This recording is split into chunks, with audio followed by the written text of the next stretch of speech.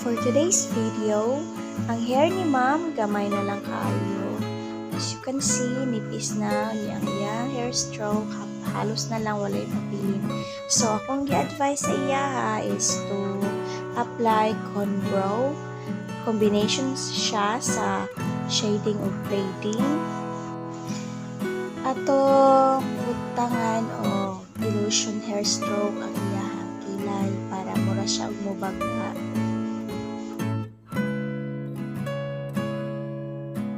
Ang iyahang skin is nipis na jud kayo tungod kay dugay na pud siya gamit og rejob, so wala nato siya na inform niya.